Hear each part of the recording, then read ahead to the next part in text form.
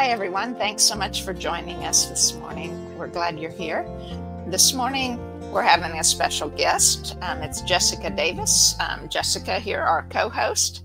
And no, we didn't didn't have another guest to fill a gap. We wanted to learn more about gut health and how that will improve our lives. And Jessica knows about that. And so here she is. I'm going to read her biography here.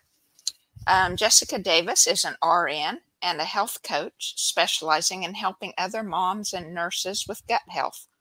Her health coach certification is from the Institute for Integrative Nutrition. She also has post-baccalaureate education in Herbal Studies from the Maryland University of Integrative Health. And she's a certified Gut Thrive in 5 practitioner, is NLP certified, and has worked in aquatics. Jessica is a mother of 3 and grandmother to 4. She believes you should never stop learning and that nature is your greatest healer. And she's here to do that. Her contact information is below at jessicadavisrn.com. And well, good morning, Rami. Good morning, Jessica. And Jessica, I'm going to ask you a question here to get started. How did you get in first to your RN studies, or did herbal studies come first and then RN or whatever? And then how did you progress into gut health? That's a good one. Yeah. So my story, I love stories. I know they're fun, aren't they? They're fun. Yeah. So I like to say I was raised by semi-hippie parents. And so herbs and homeopathy and natural living were kind of part of my upbringing. And then also the Native American aspect from living near the Ojibwe people up in northern Wisconsin and just being close to nature. So I think that all contributed to my love for nature and for believing that nature can heal. And in high school, you know, I was a good student. I was looking at being a doctor, DO specifically, because they're more, or supposed to be more all-encompassing of the human. But decided that, you know, I didn't want to go to school that long until I was 30 and and not have kids till then. So I thought, you know, I'll be a nurse. So I was excited about nursing. So started nursing first right after high school, went out to Eastern Tennessee from Kansas City at that time to start my nursing degree. Then, you know, as I had kids and followed the kind of American pediatric guidelines on, you know, we say like jabs now and all the different things. I didn't follow all of them. I didn't do all of them, but I did some. And, you know, then doctors, you know, if your kid has a fever, doctors are pushing Tylenol. And I remember as an ER nurse, you know, we would hand out these sheets to parents with kids and say, okay, we're going to alternate Tylenol, ibuprofen for these, you know, the kids' fevers. If they have strep throat, you got antibiotics, Tylenol, ibuprofen, all the things. And I just, in my daughter initially, she developed asthma and ADHD at a young age. And so with my mom's help, was looking at different alternatives, found some, utilized that. And then, you know, next kid was born, trying to utilize things with him naturally, just kept learning more. Last kid, he was my kid that was diagnosed with Asperger's and ADHD as well. And so really got into it with him, just in changing kind of our whole life with all the cleaners in our house, all the body care products that we were using, making things from scratch, even while working full time, just all the things. So had always followed like Rosemary Gladstar and, you know, been reading little tidbits here and there about the herbs. And of course, already knew some of it. So it just really became more of a passion because it kind of fulfills that there's the science behind all of it, you know, the chemistry and stuff, which is fun. I like it. It's fun for me. And then there's the has become the spiritual aspect of it for me. And, you know, I think everything that grows on the earth has been given to us by God to utilize at different times in our lives. And so I think it's a beautiful thing. So that kind of, yeah, that's nursing, and then like herbs, and then gut health specifically. I got myself into a situation a few years back with just a lot of emotional things that were going on, and some depression, and some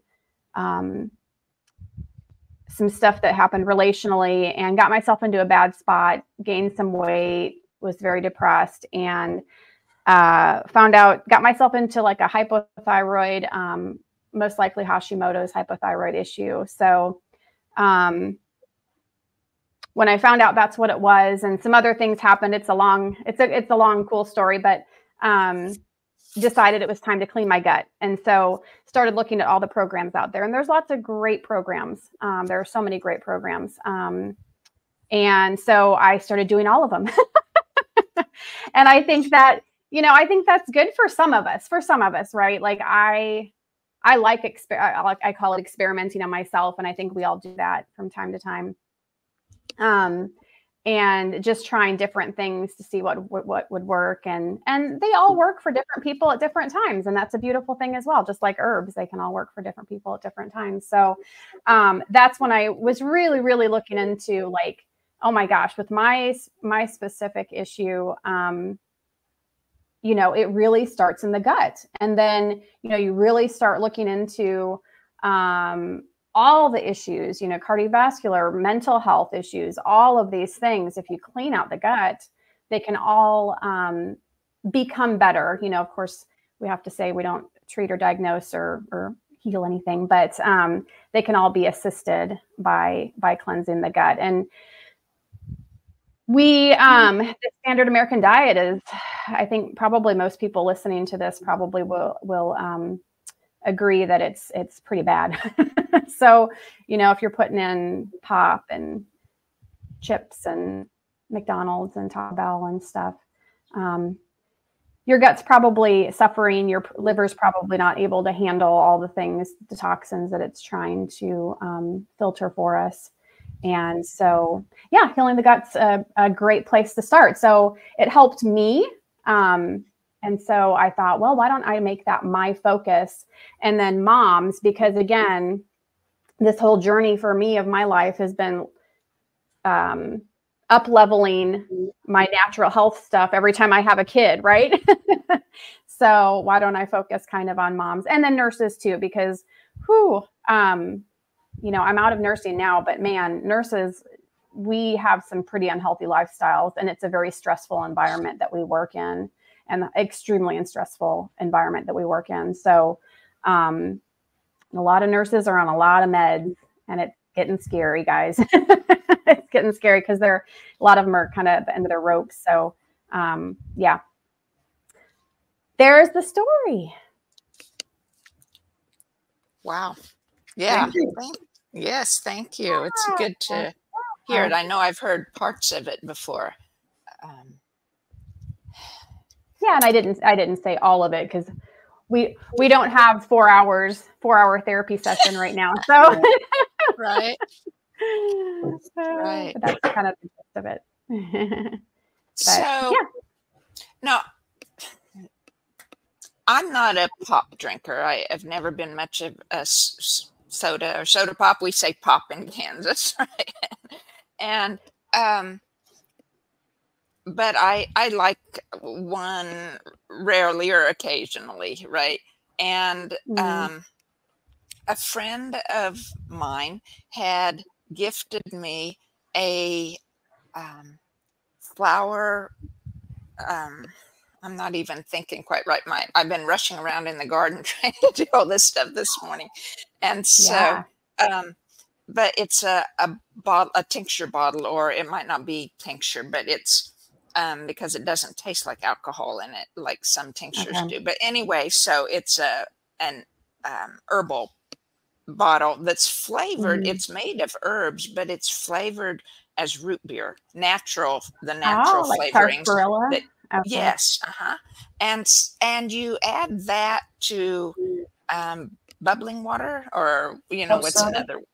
Yeah, club soda or something like that, right? And so then you have a healthy form of a pop, or as healthy. But how the carbonated water or the club soda, how bad is that for your gut? Just by itself. Yeah. I mean, if it's like naturally carbonated, I think, on occasion, I think it's absolutely fine. I think that you find if you have it every day or a few times a day, it's probably going to maybe cause, at least from my experience with working with people, some extra either bloating or joint stiffness are some of the things that I found from that excess carbonation, or too much carbonation. But I think as a treat now and then, it's fine, especially if it's just some good old fashioned naturally carbonated, and because that's what kombucha is too, right? It's a natural carbonation. And then if you've got a tincture, that's fun. That's a fun. Yeah. Oh, it's delicious. Yeah, it's really good. Yeah. Yeah. So, yeah. And do you sweeten it, Carla? No, it's sweetened with stevia, and let's see what else. I'd have to get the bottle to read it, but I believe stevia is part of it. But I have to see if I can't even remember how to pronounce the name of the company or even how to spell it. So I'll have to try to get that woman to join us one time to talk about her products. That would be fun. Yeah. Yeah. It's just delicious. Yeah.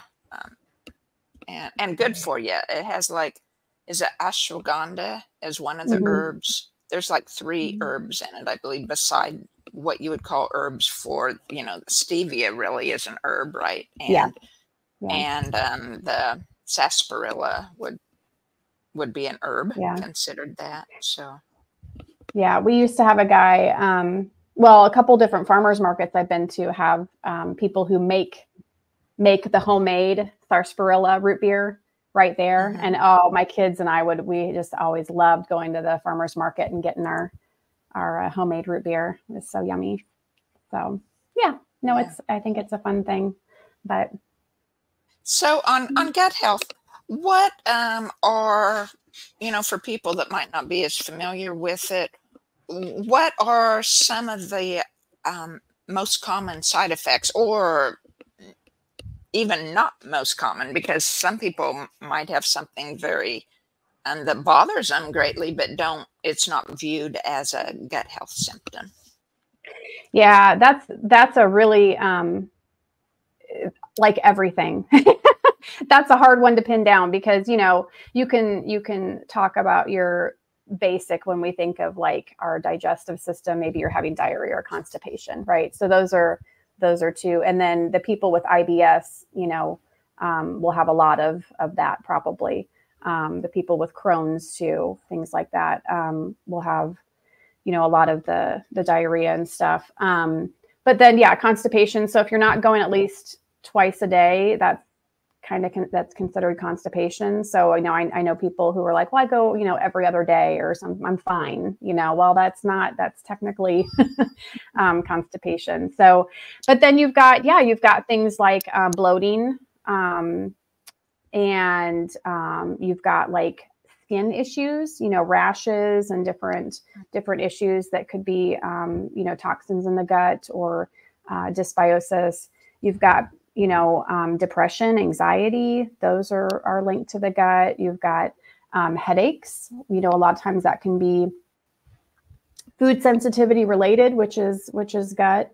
Even allergies, people with severe allergies, if you work on your gut and maintain it, that's going to help the status of your symptoms with that. So by allergies, do you mean food allergies or any allergies?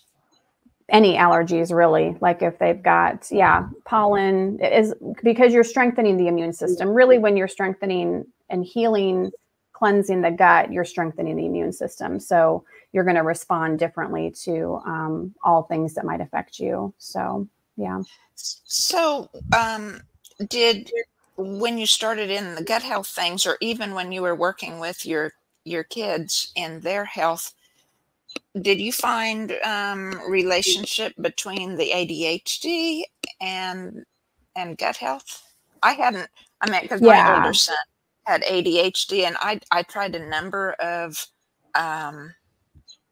health products or holistic products, and most of them worked to some degree, but at the amount that it took to get him through a school day, he had many more side effects than taking a pill, right? And so I, at that point, that's the best I knew, right? Because I didn't want him to be in trouble constantly, and that's what would have happened for sure.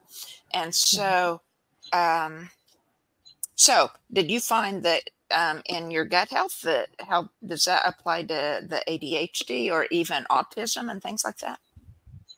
Yeah, I think, again, for each individual kid, it can be slightly different, but, you know, when you work on your gut, you're also then assisting the symbiotic relationship that you have with different bacteria, with viruses, if you want to call it that, with candida, with all of those things, right? You're putting everything back in balance when you're healing the gut and working on the food. So, you know, that's another thing that people, and that was actually, it was impossible for me because I was a single mom with my kids, and I couldn't control their food 100% of the time.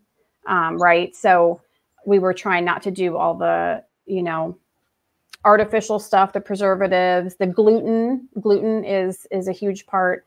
But when they would go to grandma and grandpa's, or when they go to their dad's, or when they go to school, I packed their stuff for school, their lunches. And I even went to the school, and, you know, teachers give out candy as treats for getting an answer right, or spelling a word, you know, right, or something. And I said, can you please give my kid this? And would give them the organic, you know, natural sugar stuff. But they didn't. And I found out my kids would, at lunches, would trade out the stuff that they had in their lunch box, because the other kids liked all the stuff that they were bringing. So they, you know, trade out all their stuff.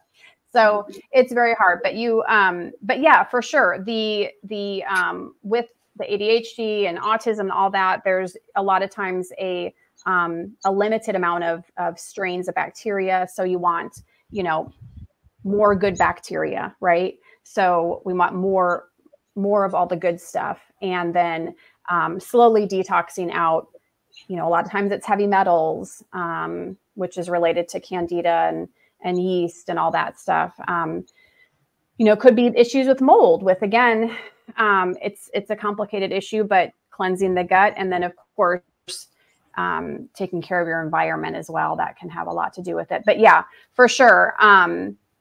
With the ADHD and autism, cleaning out the gut and reducing the daily exposures to the things that can contribute to the symptoms, for sure. Yeah. Yep. Seen it in a lot of people. So. Yeah. So are there, like you'd said, a lot of good gut health products? I don't know if you want to name names, or just different types, that some are, you know, made of one type and another type, or how they affect the gut in different ways.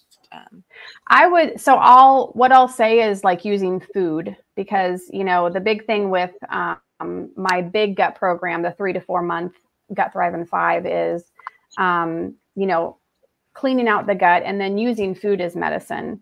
So if you want good things for the gut, you know, you're going to take in probiotic foods. So, and this is hard with kids, but you got to start. You have to start with little bits. So then eating your probiotics, which you guys know about. I mean, we've got, you know, sauerkraut, all the fermented veggies, you know, it could be pickles, it could be kimchi, all the kombuchas, you know, that we just mentioned earlier. Of course, there's like water kefir and coconut kefir, and then the milk kefir, and, you know, yogurts, homemade yogurts, and all the different things. So miso, you know, all kinds of different foods that we should be utilizing on a daily basis to contribute to all the good bacteria. And then getting all the fiber in too, because the fiber then, you know, feeds all the good bacteria. So lots of veggies as best as you can get them in with kids. And I would sneak in greens into the smoothies. That was my first way of getting some extra fiber in, just those smoothies. And spinach, kale. Oh, I would make my kids kale chips. They loved kale chips. So that was a good way to get that in. But yeah, so you want to get the good probiotic foods in to help the gut flourish and have lots more strains, more probiotics, and then feed that with all the different fiber foods. So lots of fruits and veggies. So. Yeah. And then one of the companies I work with does have, and there's different companies that have worked on different probiotic strains that help get glyphosate out of the system, because that's we've found one of the huge contributors to, you know, maybe, you know, we mentioned ADHD, autism and stuff, and it's hard to get out. But there are products now that can help to reduce the glyphosate in the system. So that's a big part of what I help people do, is get the glyphosate out. That's huge. Yeah. Yeah. So I am I'm in California right now. I'm in a hotel room. Oh, well, and, cool. Yeah. I'm kind you got to go to Music and Sky after all?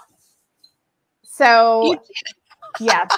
Another long story. I went to the last 2 days. So it was 4 days long. I went to the last 2 and flew out.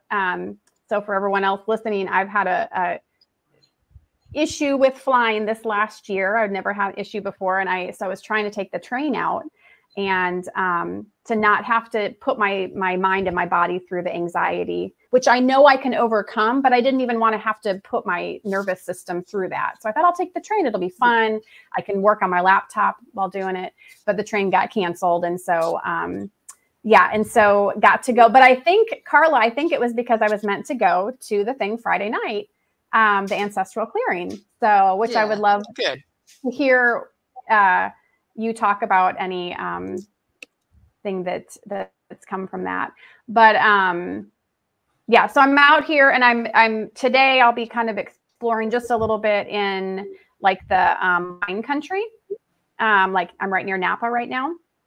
And it's going to be interesting because everything's so heavily sprayed. The majority, from what I've heard, is heavily sprayed here in California with most likely Roundup or whatever else they're using now. And so, I passed when I was driving yesterday, a lot of like little organic farms. But you just wonder how much of the big farms and the big wineries and all of that is kind of seeping in. I just don't know, but you just have to try your best to keep the glyphosate out of your diet by eating organic as much as possible, growing your own stuff, and then doing gut cleanses. Right. To help get the I'm sorry. I had heard several years ago that it was all the avocados and almonds, or most of the production, commercial production farms in California, they all use Roundup on the ground, to control the grass or the weeds, around the orchard. So it was easier to harvest and work on the trees without the ground cover. And it's like, oh my goodness. So because even though it's not killing the plants or the trees, right, for the almond trees or the the avocado trees, then you have it soaking into the ground and the root taking it up, right? Mm-hmm. Yep. Would I assume it would do that, right? And the same way with, yeah. I don't know, I was the same way with wines. I listened to a documentary a couple years ago, and it was like, there's like 40 different ingredients, you know, of chemicals of some kind that are put into most all wines, unless it's called natural wine, I think was the word. And otherwise, it has all this in it. And that's what makes you have heartburn or a big bad hangover afterwards, right? Is because of all these chemicals in it, and they don't have to list them. And it's crazy. Yeah. So.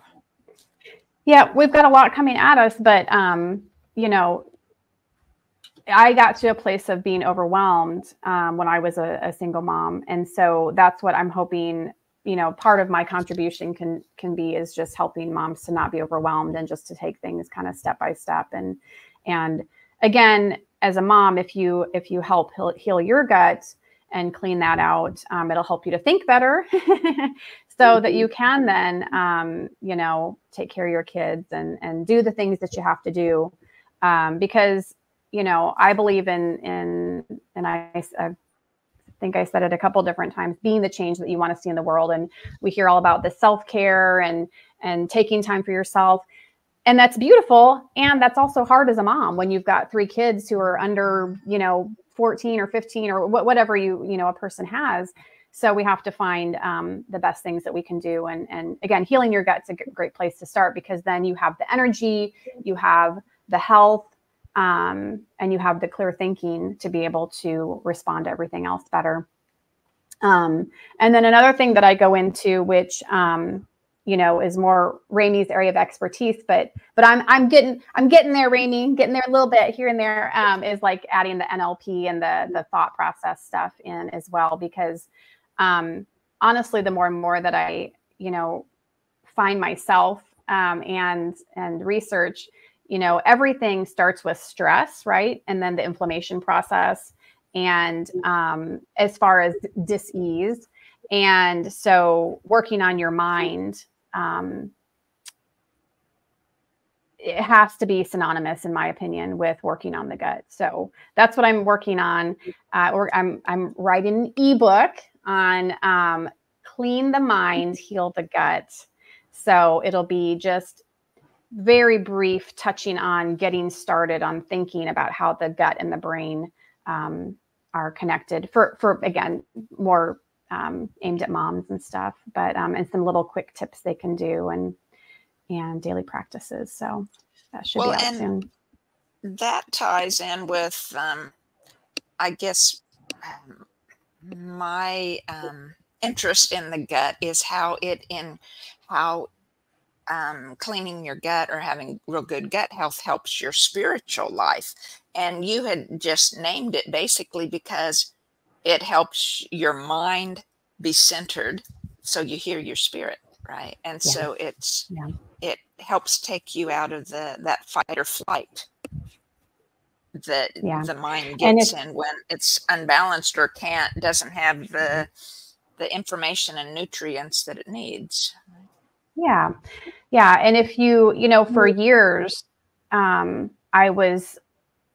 people talk about your gut intuition, and, you know, I didn't feel like I had it for a while before I really cleaned my gut out. And so that's when I was like, I wonder if disrupting the gut is contributing to that spiritual connection, because you don't have that connection to, you don't have that intuition that we should have, because we've got maybe 2 little strands of gut bacteria in there fighting for their lives because we're drinking pop and McDonald's and Taco Bell and glyphosate and all these different things. So yeah, I think there's that huge connection. And that then connects you, either whether you call it intuition or spirit or God, whatever it is. I think that, I personally believe that can be enhanced, improved, if you work on adding more I like to say high vibration, higher frequency foods, herbs, things like that into the body. So just naturally happens with that. But Yeah. Well, very good. Yeah. Rainey, you have any questions for Jessica? Well, I realize that it's all connected, right? The gut, the brain. And you know, the more you do not eat properly, the more you separate your connection. You know, you really start to think that your mind is separate from your body. I mean, I did that for years. You're not in your body. You're not grounded. You're not here. Your head's somewhere else, and it's usually thinking about what you're going to eat. And when you eat the wrong foods, it's addicting. You know, it's you eat a bag of chips and you want chips again, and you want pop, and you know, it's a cycle. And I do believe they created it that way. Oh, yeah, yeah. They. We're coming, yeah. But I think we're coming out of it. But boy, we got a long ways to go, but we're on the right track. So my main question is, now you're home. Well, you're not home now, but you're home. Are you still nursing? And then are you going to switch over to, you would think that in the hospital you could cater to the nurses because they do have such bad anxiety and diets, and I don't know, I think there's your audience right there, but I don't know how open they are to it, but they have to be, wouldn't they? No. Yeah. So what's your main focus now? Yeah. So yes, Rami, I have stuck with it, you know, and you guys have both followed my journey of being in nursing and being in the hospital. And when you're so opposed to all the things that you're ordered to do as a nurse, like if I could go in there, work a shift and say, I'm not giving any drugs because I don't believe in it. And I'm going to bring all my own filtered, remineralized water and give it to all my patients and not give them their drugs that you're telling me to give them. I can't. So it was actually, and I knew it, but you have to get to a point where you're just like, I'm ready to let that part of my life go. It was hurting me because of my mind, right? If I didn't think it was bad, it would still stress me out because even the nurses who love what their job and love what they're doing are stressed out with the current state of the world and the system. Right. And yes, Rainey, a lot of them are open-minded to some things. And so that's what I've been doing these past couple of years is just trying to plant seeds and create relationships with the nurses that I've been working with. So that, you know, when they get to a point where they want to make some changes, that they know who they can talk to. So that's what you can form a Facebook group. You know, you could do online virtual meetings and just state your intention and see who joins you. I don't know. You know, that's an idea. It's in the works because my goal is to kind of like train one-on-one with nurses as they come out and leave the system as well. That's my long-term goal. Nice. But right now I just have to get my feet under myself with my business. Right. So. But I think one thing, because I've heard you say during this that you left nursing.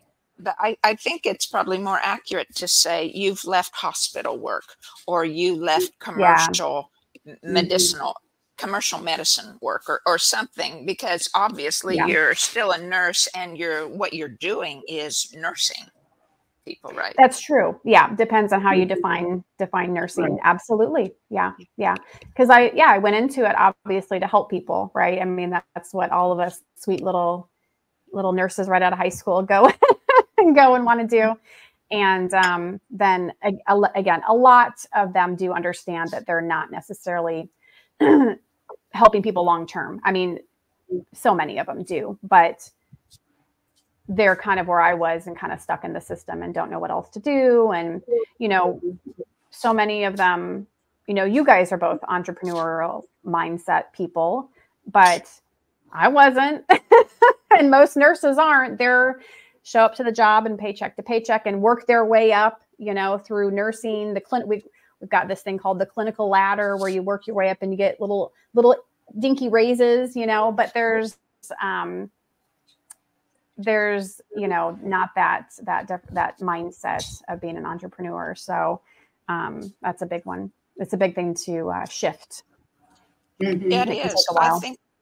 I think I was more geared toward being more entrepreneurial. It's hard to say the word because my dad was self-employed all the time I was growing up. And so I heard his, and he usually had like one helper. He was a bricklayer and he mainly did residential houses and fireplaces, things like that. And so when I was a kid, starting very young, often on Sundays or sometimes Saturdays, he would take us to his job, and we would be looking all around new construction and everything like that. But he would be setting up so the job site was ready to go for his helper first thing when they got there Monday morning.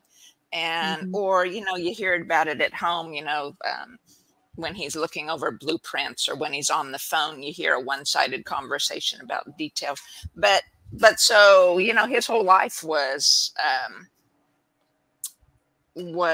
working for himself to provide for his family. And so I guess I always saw that as the best thing, to work for others until you're able to work for yourself. Yeah. No, that's good. Well, I want to hear, do you mind if I switch it and ask you what your thoughts are from Friday night then? From the, okay, yeah, and sure. Yeah. And it was Thursday, I think. But why do I keep? Yeah, it was. but that's okay. I knew what you were talking about. Yeah, thank you. So I'll just give a little background so listeners would know. We've had guests in the past. Sam Daniels was with us twice, I believe, and then his mother, Kelly Daniels, was with us in May, and they have what's called a Blue River Forest experience. It's on an old Indian ground reservation or an estate from an Indian chief. And so it used to be part of a reservation. And there was actually, I believe from what she'd said, some burial grounds that had been on the property also. And I had visited there in March, I believe. And I could just feel immediately ancestors were around me and they were so sad. And one or two of the ancestors guided me, took me with them to a spot near the Blue River that runs through there. And it was just so sad. I knew it was where a bunch of the people had been killed. And so anyway, Kelly and her work there, and Sam as well, they do a lot of having children in groups to connect with nature and learn many things about nature and just be familiar with it and enjoy it, to bring happiness to the land in healing the ancestors and the land. And so when Kelly and I had met in March, then both of us knew right away that I wanted to help up there. And so the first time that I went there for an ancestral clearing, and Kelly was my surrogate for the children of all the ancestors. And I worked in the ancestral field a lot, as well as in the children's field. It wasn't Kelly's alone, although at times I could feel specifically, like I remember Kelly's father's energy and her mother's energy and things. So it was, and we had this session. I had brought my massage table and all my equipment along, and we were in a clearing in the woods, and there was only about what, 8 people, 10 people there, 10, something like that. something, yeah. And it was such a nice, we got done right at dusk before it darked, and it was really nice. I didn't know what to expect for sure. I figured there would be some ancestors that were ready to transition to the next realm, and there were. But because of the many years of trauma and the great number of ancestors from many different Indian tribes that were involved with this land and being moved off the land by the government and things. It's very deep-seated emotions, traumas, like what a lot of us have in our own lives, the trauma.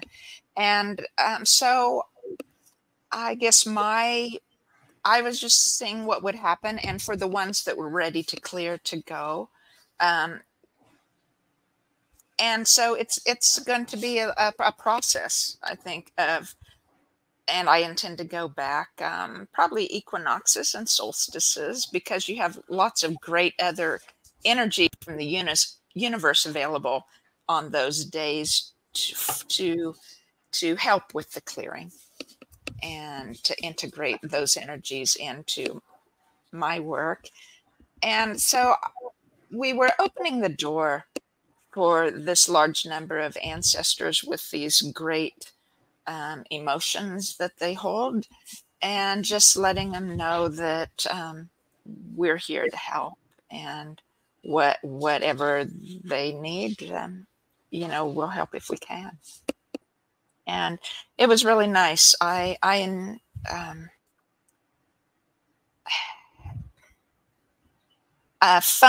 isn't a word for it, I suppose, but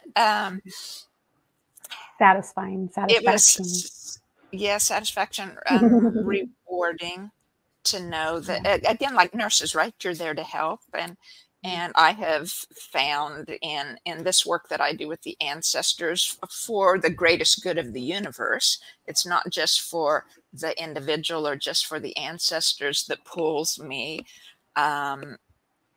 It's the spiritual aspect of knowing that I am helping God. I am helping the universe, raising the voltage. When I raise the voltage of an individual, when I raise the voltage of the ancestors by allowing their transition, it raises the voltage of the universe. And that's what I want to do. I want to help and be a part of that.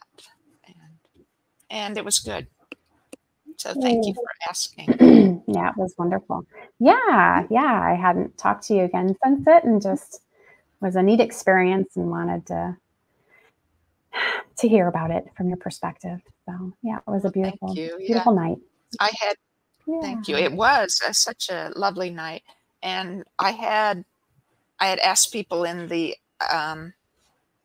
social media posts and stuff. I'd welcome people to bring their hand drums or maracas or tambourines, things to help, because a lot of times the drums or the tambourines really help to break up some of the heavy emotion, so that then I can go in with the tuning forks or my voice or my intention and shift the energy.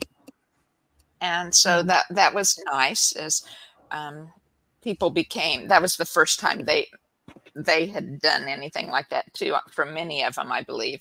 And so it was a good experience all around, and getting used to this type of work. And yeah, I look forward to doing it again, so many times to help there with the ancestors. So yeah, it's a neat experience. Yeah, well, thank you. Well, I guess, do either of you have anything more to say? Jessica, you want to give your contact information? I'm on Facebook and Instagram as Organic Girl Health Coaching. And then my website, though, is jessicadavisrn.com. So yeah, and you can reach me through that as well. And yeah, so any of those avenues. Great. Awesome. And so we'll end there for today. If anyone watching would please like and subscribe so that we can grow here on YouTube. And we'll see you next week.